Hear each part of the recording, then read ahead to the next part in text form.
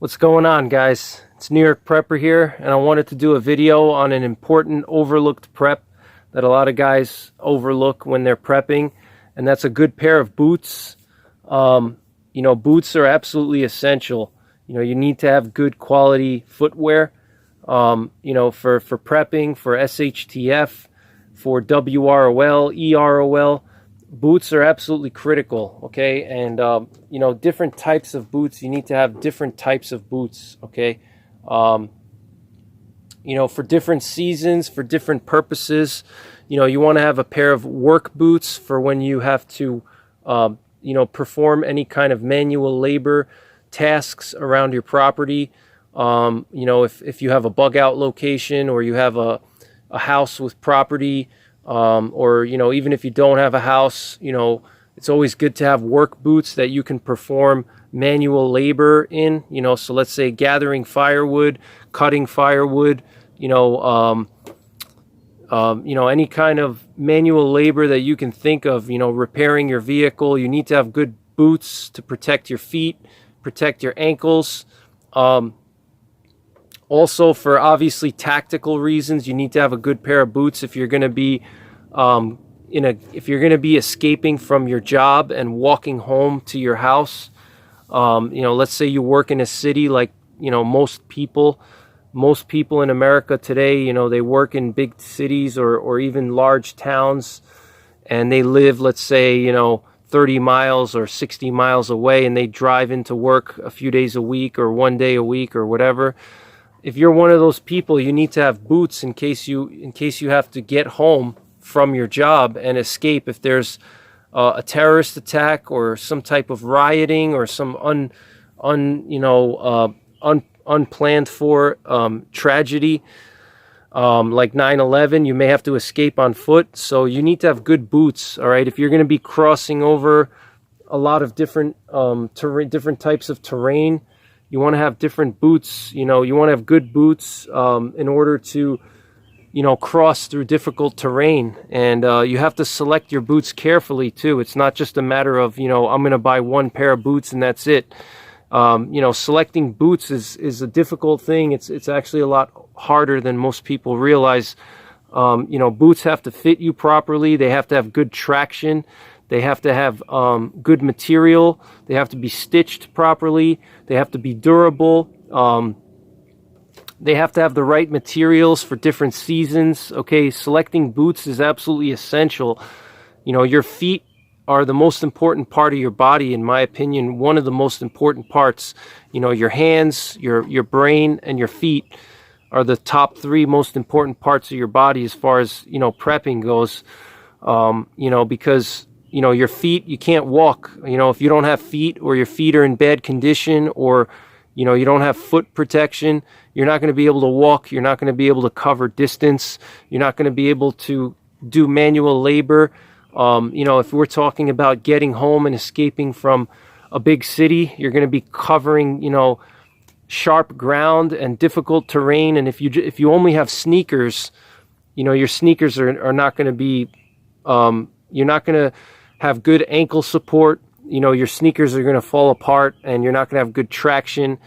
Or let's say if you have work boots that you work in, let's say you're an office worker and you wear dress shoes, you're not going to be able to walk 60 miles in dress shoes. You can try to walk barefoot, but good luck with that, especially if you're going through an urban area and you have to deal with broken glass and shards of metal and hot asphalt.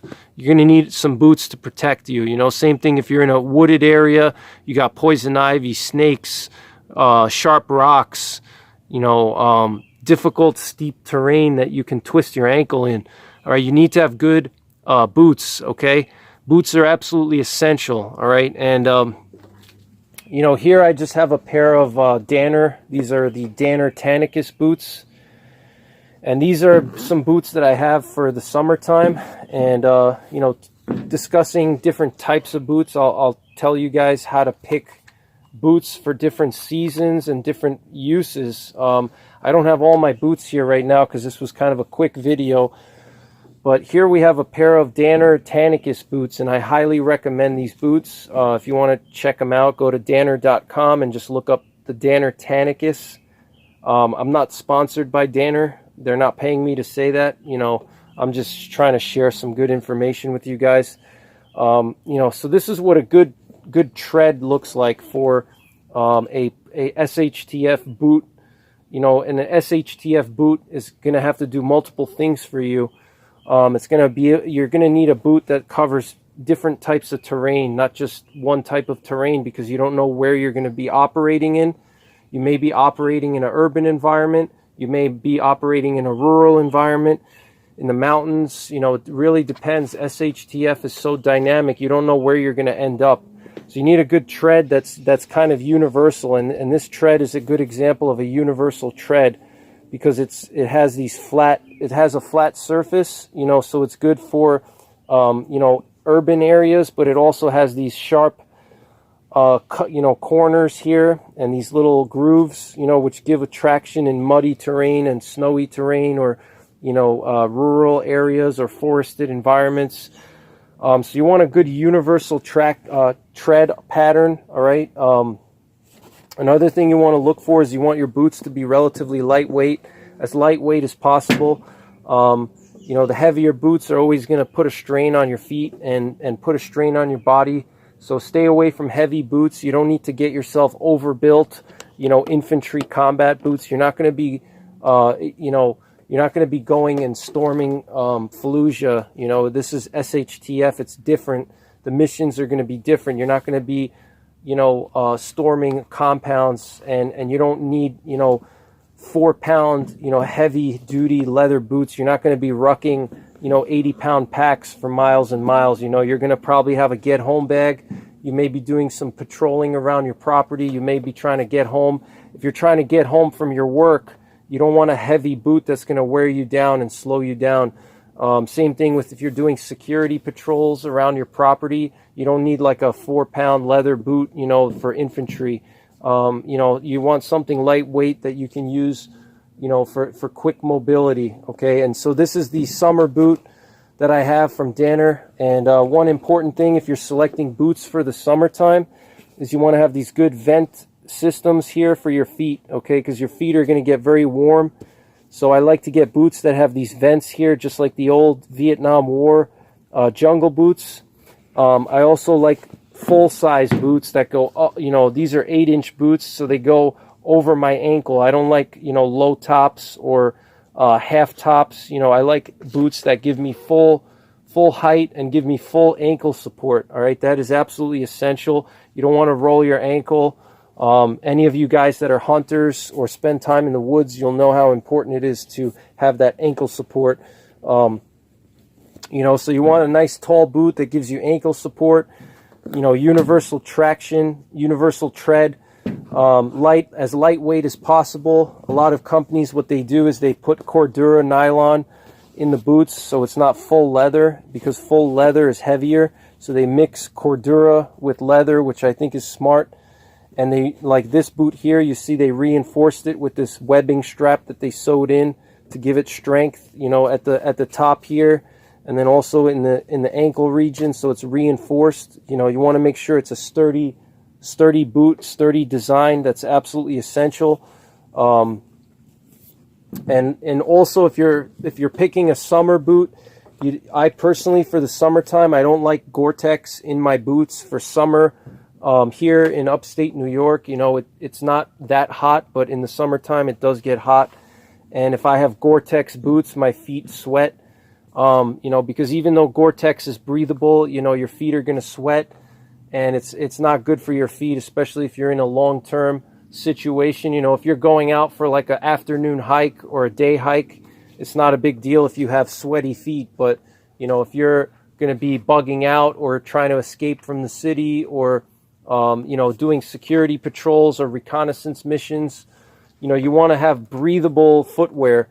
And especially in the summertime. So in the summertime, I don't like Gore-tex. I like regular leather and Cordura with just a basic, like this boot here. It has this mesh lining for breathability here.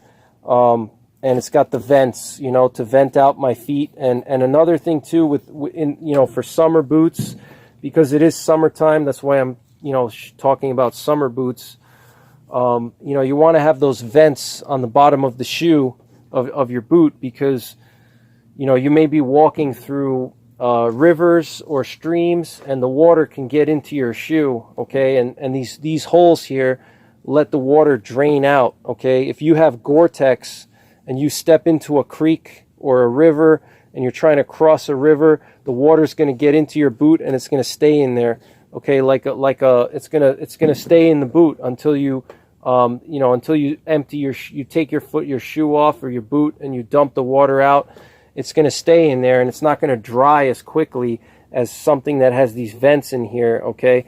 So the Gore-Tex lining is, in my opinion, not good for the summertime, unless you live in a cold climate like Alaska or northern Canada, where in the summertime it may be cold and you don't want to have wet feet. But for me in upstate New York, you know, the summertime is warm. I don't really care if my feet get wet. I want to make sure that they're dry so I don't get, you know, blisters and fungus and trench foot and stuff like that. Trench foot is a no-go. You definitely don't want trench foot.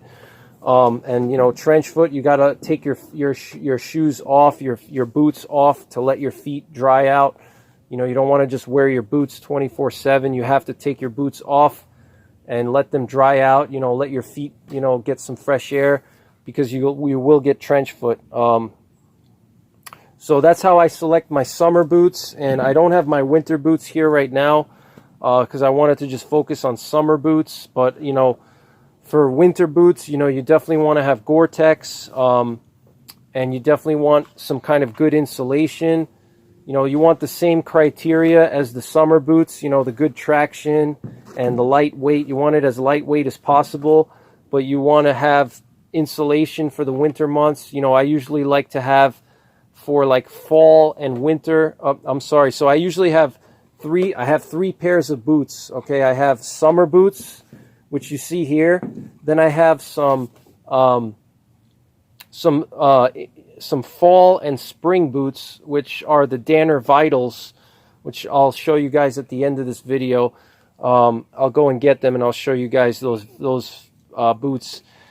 The Danner Vitals are Gore-Tex, but they have 800 grams of thin insulation in them, so they're good for, like, you know, moderately cold temperatures, you know, between, let's say, 20 degrees and, you know, 45 degrees, you know. And then for extreme cold and for like full-blown winter conditions, you know, like January, February, you know, when there's a lot of snow on the ground and, you know, it's let's say below 15 degrees outside, then I have some heavy-duty pack boots, which have like, you know, I think they have like 1,600 grams or 2,000 grams of thin insulation, and they also have Gore-Tex in them.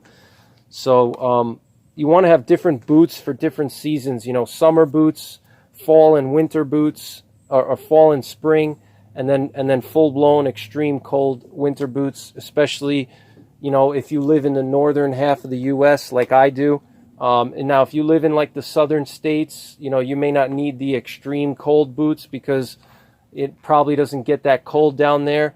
But if you live like, you know, anywhere north of the Mason-Dixon line, you know, winters, you know, you could have Arctic outbreaks, you know, 15 degrees or single-digit days. You want to have some boots for extreme cold, you know, so you want to have those heavy-duty pack boots and Gore-Tex because you don't want, you know, your feet getting wet and cold. You know, so for, you know, the northern tier of the U.S. or colder climates, you want to have extreme cold boots like pack boots. If you're somewhere else where you have like a more moderate winter, then you probably only need, let's say, 2 pairs of boots. You need a summer pair and then, you know, pair for when it's not summer, like, you know, winter, you know, if you want to call it winter. But let's say like if you live somewhere in North Carolina or places like that where the winters are moderate, they're not extremely cold, then you don't need those extreme cold boots, you know. But so, you know, that's pretty much it. Another thing too is the laces are important. You want to have a good solid lacing system. I like to have metal, you know, eyelets here. I like to have these metal eyelets. And you also want to break your boots in, you know, before you commit them to SHTF duty, you want to break your boots in, okay?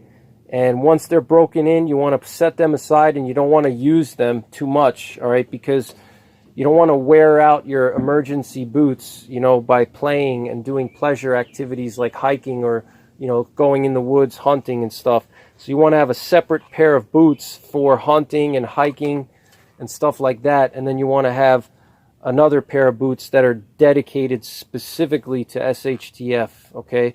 So you don't want to use your SHTF boots for hiking or hunting. Maybe if you're trying to break them in, then that's okay. But you don't want to wear out your boots unnecessarily, okay? So you want to save them for when you actually need them, all right? So that's pretty much it. And yeah, with the laces, you want to get yourself good quality laces like these Danner boots. They already come with some good laces, but what I actually like to do is I like to get some Kevlar laces, and I like to switch out the laces here with Kevlar laces, okay? And I'll show you guys that at the end of the video. I'll show you the Kevlar laces, and I'll show you my boots for the other seasons. And, you know, obviously you also need socks for different seasons as well. And I'll do a separate video on the socks. You know, there's socks is another topic, but generally, you know, for the summertime, you want lightweight socks, either cotton or some type of moisture wicking polyester. And then for, you know, fall, winter, and spring, you want wool socks. And with the wool socks, I have different thicknesses of wool. So I have heavy wool for, you know, extreme cold weather, and then I have like a more moderate thickness of wool for fall and spring, and then I have either cotton or some kind of moisture wicking polyester for the summer. So, you know, and I like to have my socks go high and over my calf. You know, I don't like to have low crew size socks. I like them to be up to my calves. You know, high socks are always good, especially if you're worried about ticks and stuff. You want to have tall socks so it keeps the ticks out. So that's pretty much it, guys. Stick around and I'll show you my other boots and my socks that I use, and hopefully I inspire you guys to get yourself a good pair of footwear. You know, boots are essential, and you want to have the right boots for the right season and for the right job. All right, guys, so I wanted to just show you all my boots and talk a little more about boots and the socks, because it's such a critical prep that a lot of guys overlook. So these are the boots that I just showed you guys. These are my Danner Tanicus summer hot weather boots. And here are my other Danner Tanicus, but these have Gore-tex in them. And you can see the Gore-tex lining inside. Whoops. You see the Gore-tex, or it's not Gore-tex, but it's like Gore-tex. It's called Danner Dry. It's kind of like Gore-tex, okay? The problem with these boots, like I said, is that, you know, with Gore-tex, these are great. They keep your feet dry. But if you were to cross a river or stream or something like that, or swim with these, the water's going to go in and it's not going to drain out because it doesn't have any way of draining, okay? There's no drain holes. Like on these, you know, the hot weather version, they have the drain holes. So if I'm swimming with these or I have to cross water, it's going to drain out. Okay, so I have the Gore-tex version of the summer boots, which these Gore-tex version, what I do with these have no insulation whatsoever. They have the waterproof, breathable Danner Dry lining in them. And the reason why I have these is for you know, if it's like cooler weather, but it's not extremely cold, then I can wear these. If let's say it's cooler outside, like 30s, 40s, 50s, then I'll wear these boots. You know, down to the freezing mark, I can wear these boots because they'll keep my feet dry and keep them from getting cold. Okay, but if it's above, let's say 60 degrees, you know, then I'm gonna want to wear these summer boots. Okay. And, you know, these summer boots, they have the drain holes in them. All right, so it gives me the breathability and the ability to drain the water out. And they're lighter because they don't have that Gore-tex membrane. The Gore-tex, or the waterproof breathable membranes, they're also, although they're breathable, they're still going to make your feet hotter, and they're going to make your body hotter because it's an extra layer of material. So even though they're breathable and they're very thin, they're going to add an extra layer, and it's going to make your feet hotter. So these Gore-tex lined version of the summer boots, I only wear those in like 30 to 60 degrees. And then if it's above 60, I put the summer boots on because I'm not really too concerned about my feet getting cold in those kinds of temperatures. If let's say I step into a puddle and the water gets in through the drain hole, I don't really care if my feet get wet. They don't have to be waterproof at that point. But if it's cooler outside, if it's above freezing, but it's like, or maybe even if it's below freezing, I can wear these in combination with some heavy socks like these, and it'll give me pretty good insulation, even though the boot's not insulated, but it's waterproof. And then if I put some heavy wool socks, I can even double up on the wool socks, and that'll give me some good insulation. All right, so even if you don't have insulated boots, as long as they're waterproof, that's going to give you a huge advantage for cold climates. And if you have some really thick wool socks, you can use these wool socks as your insulation. But ideally, you want to have something like these boots right here. These are also Danner, and these are Danner Vital. These are the Danner Vital boots, okay? And they're just they're also waterproof. But these have, I think they have 800 grams of Thinsulate insulation. So you can see here, Thinsulate Ultra. And I'm pretty sure it's like 800 grams. Okay, so it's pretty thick, but it's not too much insulation. It's enough to where I can.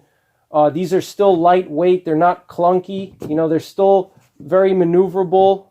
Especially, I'm still very mobile. These are hunting boots, so they're made for transitional seasons like fall and spring when you typically go hunting.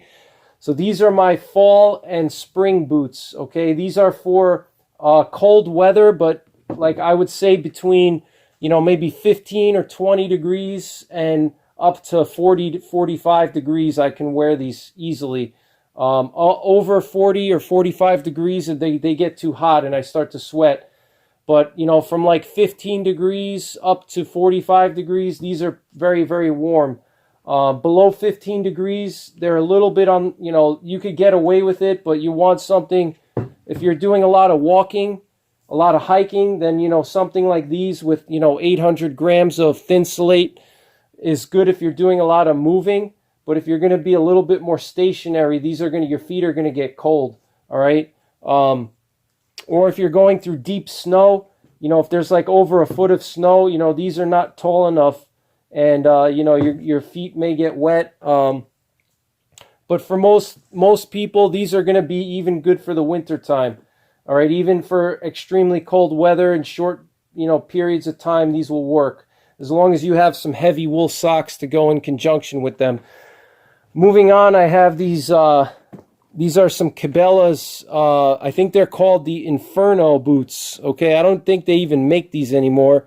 But or maybe these are the Alaskan Guide boots. I don't remember what they are, but these are my winter extreme cold weather boots. Okay, you can see how massive they are, and the camera doesn't really do justice. But just look at how thick this boot is compared to the summer boot. Look at the difference here. Okay, it's huge. It's a humongous boot. It's absolutely a massive boot.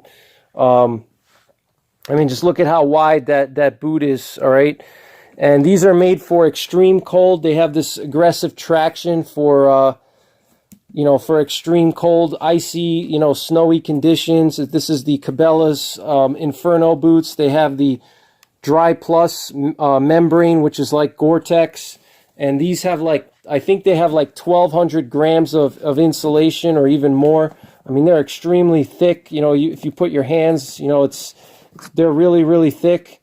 But this is what you want for your extreme cold SHTF. Any of you guys out there that live in, the upper Midwest or, places like where I live, or even colder, like if you're in Wisconsin, Minnesota, Michigan, New York, even parts of Pennsylvania, New England, western states, you're going to want to have a pair of these, extreme cold pack boots. And these you use in conjunction with your snowshoes. And you can move through some heavy, deep snow, and your feet are going to stay super warm. All right, so I wanted to just show you my different boots for different seasons. Another thing, too, is you always want to, use these boots sparingly. If these are your actual SHTF boots, you don't want to overuse them because you're going to wear your boots out. So, ideally, you have a duplicate pair of all your boots. All these boots I've worn and used pretty extensively, so I know that they're good for me and they're comfortable. All right, that's very important also. You want to make sure they're comfortable. Like these, you always want to have also one size bigger, especially in the winter cold weather shoes. You want to have one size bigger so you can use thick wool socks like these. In addition to the boots, you also want to have good socks for different seasons. So here I have some Under Armour. These are like Under Armour, summertime. I forget the name of the name of these socks. These are just Under Armour socks. They're very lightweight and very thin for the summertime. Then also I have these Bates, over the calf uniform socks. These are also moisture wicking, just like the Under Armour socks. These are for my summer boots here. These are the Bates socks. Okay. These are the Kevlar boot laces that I was talking about. They're called Pro Tough Kevlar boot laces. I like to have the Kevlar boot laces because they're much more girthy than regular boot laces. Okay, so if you look at like these boot laces here from my Tanicus boots, and you compare it to the stock, the factory, not stock, but the factory laces, you can see there's a huge difference in how thick the laces are. And you can see that the Kevlar laces are just tremendously thick. And, you definitely want those thick laces for SHTF because the laces are going to take a beating, if you're moving through difficult terrain or urban areas. So I definitely recommend these Pro Tough. These are made in the USA, Pro Tough Kevlar boot laces. Okay, definitely pick yourself up a few pairs of these boot laces. I have a few of them. They're probably about, I think they go for like $10 for a pair, and they're very, very tough. Highly recommend it. For SHTF, your boot laces are critical. Otherwise your boots are going to take a beating. So especially in urban areas, you may be walking through barbed wire or broken glass, and your laces may catch on something. And if you have regular basic laces, they may rip and cut. With the Kevlar, it makes them more durable. So for summer boots, you want to have something moisture wicking like these Under Armour socks or these Bates tactical socks. You can either have cotton or some type of moisture wicking polyester. I will say that the polyester socks, even though they're supposed to be moisture wicking, they will make your feet hotter than cotton socks. Cotton is basically the most breathable sock that you can get. So even though cotton holds moisture, it's more breathable. Okay. So that's the drawback with these polyester socks like this Under Armour or the Bates. These are like 70% polyester. So even though polyester, like I said, it's moisture wicking, it doesn't absorb moisture like cotton does, but it's also going to make your feet sweat more, believe it or not. So it's kind of a weird thing that, although it wicks moisture better than cotton, it makes your feet sweat more. Cotton, in my opinion, is the best as far as breathability. In hot weather, cotton socks are really good. They keep your feet dry. and they breathe very well. You know, they prevent the sweat from building up. Moving on from the summer socks, we have winter socks now. We have wool socks, and for the wool socks, I have two different weights. I have the moderate weight socks, which these are like a you know, more of like a transitional season sock, you know, for maybe down to 20 degrees or 30 degrees. Probably wouldn't go below 30 degrees in these socks if you're doing stationary, anything stationary. But if you're moving around, these socks are fine for down to, you know, 20 degrees, no problem. Especially if you have warm boots like these Danner boots. If you're going to use, you know, like summertime boots in conjunction with wool socks for transitional seasons, then you're definitely going to want to have like a Gore-tex boot, like I mentioned, so your feet don't get wet. In my opinion, wool is king for cold weather, and for cooler seasons, wool is the king. It's the best you know, thing that you can get for cold seasons. Nothing beats wool for the cold. But this is the moderate weight version, and this is good for transitional seasons. And I use that in conjunction with this, with these boots here usually. And then also it gives you a greater range of temperatures if you have different weight of socks. You know, you can't just have like heavyweight socks like this. These are heavyweight wool socks. These are going to make your feet sweat. You know, if you use them in anything above, you know, 20 degrees, your feet are going to sweat. And you can see the difference in the thickness. You know, these are the heavyweight socks, and these are the medium weight socks, the medium weight wool and the heavyweight wool, and you could see the difference in thickness. It's almost twice as thick. It's an absolutely massively thick sock, and if you're wearing these socks in anything above probably 15 degrees, your feet are going to sweat. But these medium weight socks, you can wear them for much larger temperature ranges. So that's why I have different weights of wool socks, okay? Here's another pair of heavyweight socks that I wear. These are Cabela's, you know, 100% wool sock, you know, and you can see how thick, you know, you can see how thick this sock is. It's absolutely, you know, massively thick.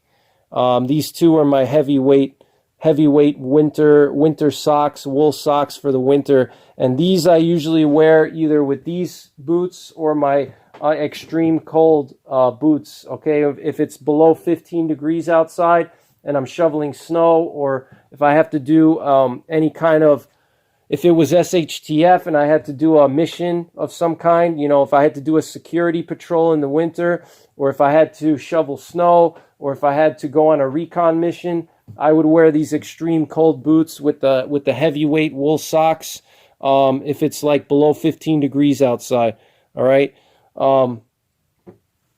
So, you know, that's pretty much it, guys. I hope you enjoyed the video, and if you have any questions or, you know, comments, you know, share your thoughts. You know, there's a description box down below with my website. You know, feel free to share your thoughts. Let me know what you guys think. Let me know what kind of videos you want to see if this interests you.